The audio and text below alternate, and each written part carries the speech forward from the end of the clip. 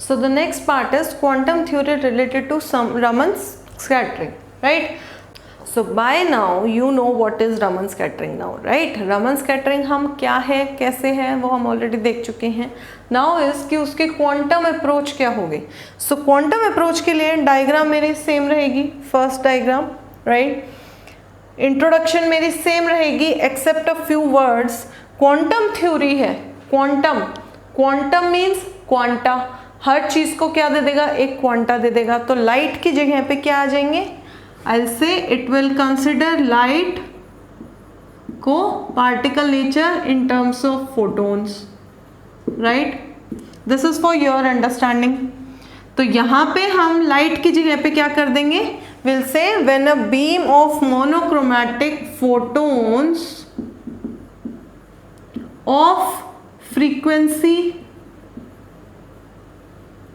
nu naught such that its energy is h nu naught is incident on molecules of such liquids, a range of scattered frequencies, scattered photon frequencies are observed. Such scattering of beams leading to change in frequencies is known as Raman effect. यहाँ तक रहेगा exactly same, right. अब पिछले case में हमने जो भी case discuss करे थे उसको हमने क्या किया था, डायरेक्टली फ्रीक्वेंसी के टर्म्स में किया था. But now will consider in terms of energies. Why? Because now we are dealing with packets, quanta, quantum approach, right. So the first case is Rayleigh के केस में क्या होगा, will say the collision will be perfectly elastic collision. Elastic collision के कारण क्या होगा, energies दोनों की सेम रहेगी. H nu dash will be equal to h nu not. दोनों से मेरे पास निकल के आया कि scattered frequency will be similar to incident frequency. That means molecule और फोटोन के बीच में there is no exchange of energy. तो will say E1 is equal to E2. Now E1 E2 क्या है, E1 E2 है बिफोर कोलिजन मॉलिक्यूल की energy E1 है, आफ्टर कोलिजन E2 है. इसका मतलब अगर मेरे मॉलिक्यूल ने कोई भी एनर्जी एक्सचेंज नहीं की है तो E1 will be equals to E2, क्योंकि मॉलिक्यूल ने कोई पार्ट ही नहीं लिया. जो फोटोन आया था एज इट इज पूरा का पूरा क्या हो गया, स्कैटर हो गया with perfectly elastic collision, right. Second case will be inelastic collision leading to the Stokes lines. Stokes lines के अंदर क्या होगा, फ्रीक्वेंसी में शिफ्ट होगा. क्यों होगा, क्योंकि इन इलास्टिक कोलिजन होगा. इन इलास्टिक कोलिजन के कारण जो मॉलिक्यूल है वो मेरे फोटोन से कुछ एनर्जी को एब्जॉर्ब कर लेगा. देयरफॉर जो स्कैटर्ड फोटोन है उसकी energy will be less than the incident energy. Equate करते हैं, आई will get nu dash will be less than new not. And क्योंकि मॉलिक्यूल ने अपनी एनर्जी जो है वो फोटोन से एब्जॉर्ब करी है, इसका मतलब E2 आफ्टर कोलिजन उसकी एनर्जी क्या हो जाएगी, ज्यादा. सो विल से E2 is greater than E1 क्योंकि molecule has absorbed energy from the photon. Third case is जिस केस के अंदर इनइलास्टिक कोलिजन ही रहेगी but I will say my molecule is already in excited state. तो एक्साइटेड स्टेट में होने के कारण to come at the ground state and get to stabilize itself, जो मॉलिक्यूल है वो अपनी एनर्जी क्या करेगा, it will impart its energy to the photon leading to higher energy of scattered photon as compare to the original photon and equating in terms of frequencies I will get nu dash greater than nu naught, right. In this case, since molecule is imparting energy to photon, I'll say E1 is greater than E2. Final energy जो E2 है वो reduce हो गई है. Now you will say कि ma'am Hindi में explain करो.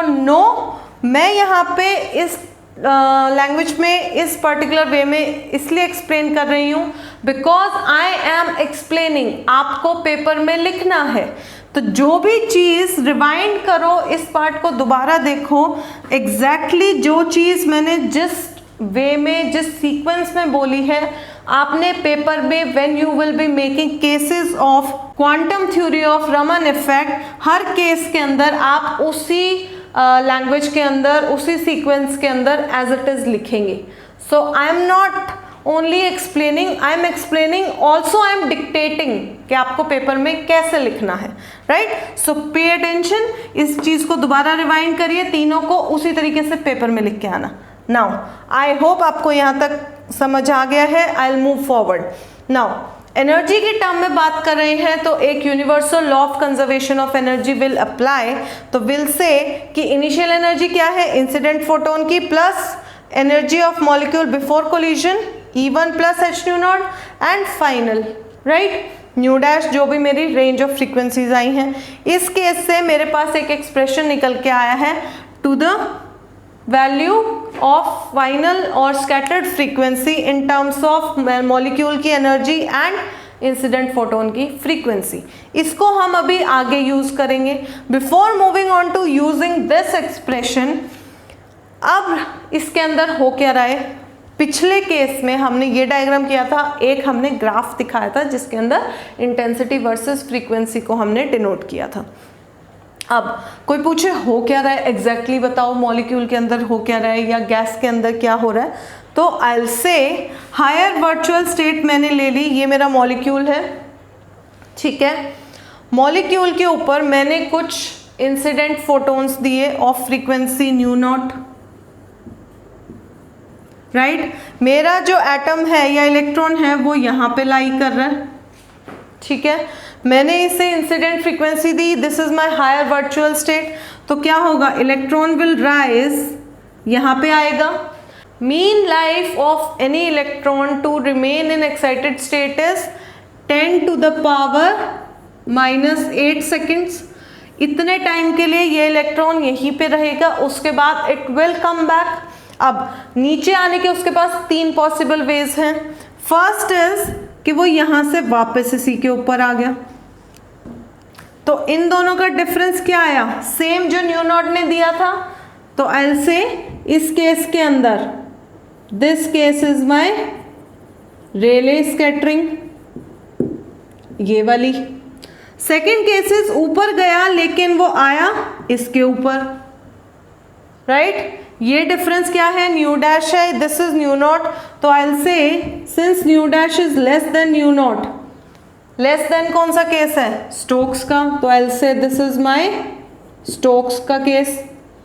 Third is ये बिल्कुल नीचे वाले में चला जाता है, तो new dash will be greater than new not, I will से this is anti Stokes. Clear है, हो रहा है ये चीज। दिस इज पिक्टोरियल, आप कह सकते हो एक्सप्लेनेशन, दिस इज एक्चुअल हो क्या रहा है सिस्टम के अंदर। एक इलेक्ट्रॉन है वो किसी लेवल के ऊपर पड़ा है, उसके ऊपर हमने कुछ इंसिडेंट फोटोन्स, मोनोक्रोमैटिक फोटोन्स को स्ट्राइक कराया। स्ट्राइक कराने के कारण it went to the higher excited state, वहाँ पे it remain for 10 to power -8 seconds.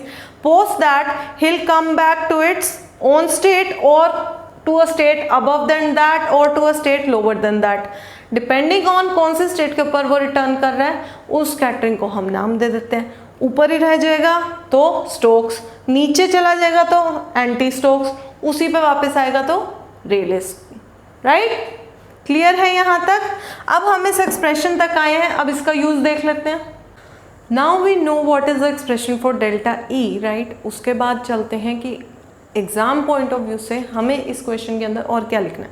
We have given the introduction, we have categorize the 3 cases, we have shown the diagram and we have observed a small expression for change in energy, right. उसके बाद अब रमन जो है, Raman spectra जो observe करते हैं या जो रमन स्कैटरिंग है, उसके बीच में भी से there is a transition taking place between the rotation energy levels J की टर्म्स में, राइट। हमने प्रीवियस एक क्वेश्चन डिस्कस अभी किया है कल ही, उसके अंदर हमने जे की टर्म्स में निकाला था, रोटेशन कांस्टेंट बी की टर्म्स में, राइट। तो उसके अंदर वी से कि जो ट्रांजिशंस हैं उनके लिए there will be some selection rules. अगर सिलेक्शन रूल को वो फॉलो करता है, उसको सेटिस्फाई करता है, तो ही मेरी ट्रांजिशन क्या होगी, अलाउड होगी, वही ठीक रहेगा। क्योंकि अगर वो सिलेक्शन रूल्स नहीं होंगे तो कोई भी ट्रांजिशन को will not be able to categorize. So will say जो रमन एक्टिव मॉलिक्यूल्स होते हैं वो कुछ ही ट्रांजिशंस को अलाउ करते हैं। किनको करते हैं, जिनके लिए change in rotational quantum number J is either +2 और -2, ठीक है। या तो +2 हो या -2 हो। एंड ये हमने वही में जो मैंने अभी बोला कल ही एक क्वेश्चन के अंदर निकाला है, this was my expression where h×2i मेरा क्या था, रोटेशनल कांस्टेंट था।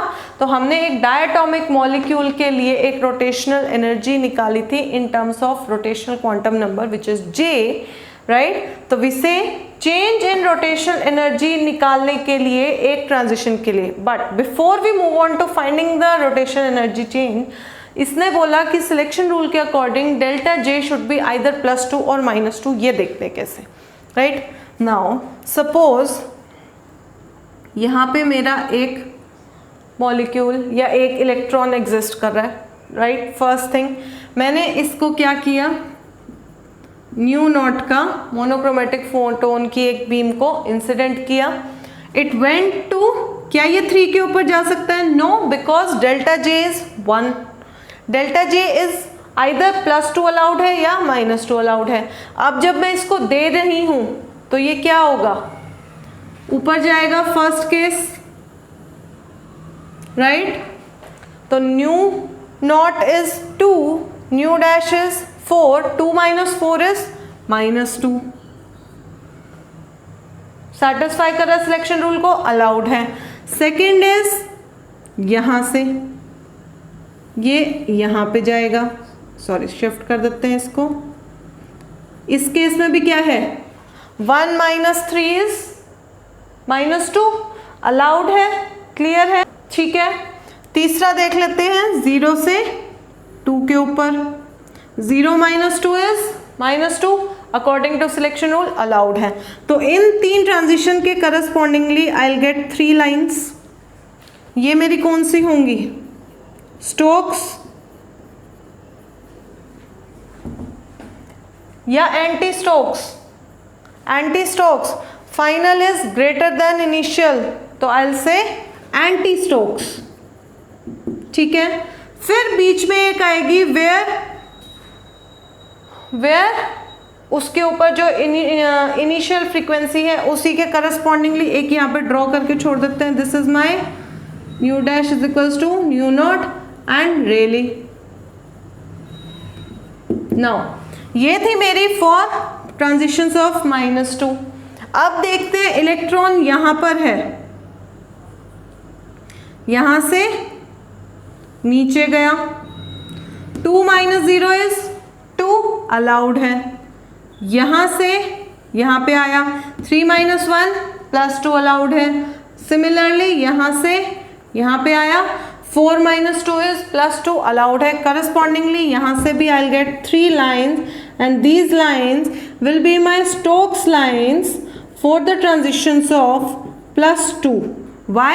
Because μ' is less than μ0, μ' is greater than μ0. Clear है? सिलेक्शन रूल्स है, +-2 का चेंज होना चाहिए, +-2 के हिसाब से आई will get this diagram. This diagram is very important, ये तो आपको बनानी ही बनानी है पेपर में अगर आएगा तो। दिस डायग्राम सारी ही जरूरी होती है, क्योंकि डायग्राम को देखते टीचर को पता लग जाता है हाँ इसे पता है। Now I have to read the जो इसने कहानियां लिखी हैं, so please try to make the diagrams, right. अब मेरे पास ट्रांजिशन आ गई है, कौन सी अलाउड है, डायग्राम बन गया है। Post that will move on to change in rotational energy निकाल लेते हैं। जब हमें ट्रांजिशंस दिखाई दिए तो उन ट्रांजिशंस के अकॉर्डिंग कुछ चेंज इन एनर्जीज भी आया होगा।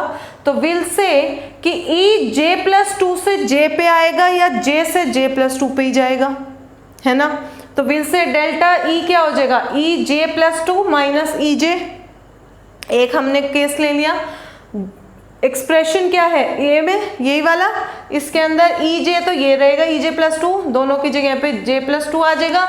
Normal mathematics addition subtraction bracket का ओपनिंग है, you can very well do on your own, मैंने फटाफट कर भी दिया है, फिर भी I will get this expression. Now this expression is also equals to change in energy. Change in energy in terms of frequency क्या थी, h into μ0 minus μ', where μ0 is my initial while μ' is my scattered। तो मेरे पास एक Raman shift का formula निकल के आया which is h/4π² I, where I is my moment of inertia 2J+3। Right. इसके अंदर if you pay attention plus और माइनस लगाया गया है। वाई? क्योंकि जो मेरी शिफ्ट इन फ्रीक्वेंसी है, शिफ्ट इन एनर्जी है, वो +2 भी अलाउड है एंड -2 भी अलाउड है। तो I write both plus minus. Plus will denote the Stokes while negative will denote my anti-Stokes. And with this we finish this answer, जिसके लिए you will get full marks. ये 2 चीज़ें 4 चीज़ें जो भी इसके अंदर हमने पहले इंट्रोडक्शन दी, कैटेगराइज किया, एक एक्सप्रेशन निकाला, एक स्ट्राइकिंग का डायग्राम बनाया, उसके बाद एनर्जी लेवल्स का डायग्राम बनाया, ट्रांजिशंस दिखाई, सिलेक्शन रूल्स करे, सिलेक्शन रूल्स को दिखाया, based on selection rules shift निकाली, चेंज इन एनर्जी निकाली, रमन शिफ्ट का एक एक्सप्रेशन निकाला, प्लस माइनस का डिनोशन दिया। With this we entirely described Raman effect quantum theory. Clear है? With this you can score very good marks. 2 concept हमारे हो गए हैं, मेजर टॉपिक्स हमने कवर कर लिए हैं। प्लीज रिवाइज देम, बार बार सुनो। इंग्लिश के अंदर जितनी पार्ट्स मैंने बोले हैं, इट इज़ ड्यू टू कि मैं बोर्ड पे वो सारी चीज़ नहीं लिख सकती, लेकिन पेपर में आपको वो सारी चीज़ें लिख के आनी है। तो उन जो भी पार्ट पे I am kind of talking permanently और continuously in English, it is due to मैं आपको डिक्टेट कर रही हूँ, उसको उसी तरीके से नोट्स बनाइए अपने कल के पेपर के लिए। अच्छे से पेपर दीजिए, पेशेंस से पेपर दीजिए, पेपर अच्छा होगा। Very well, all the best, do well and yes, please वापस आके बताना पेपर कैसा हुआ। Thank you so much. And अपने फेलो स्टूडेंट्स, फ्रेंड्स, अपने रिलेटिव्स सबके साथ प्लीज़ वीडियोस को शेयर करिए। Don't forget to like, share and subscribe to my channel teacher cool.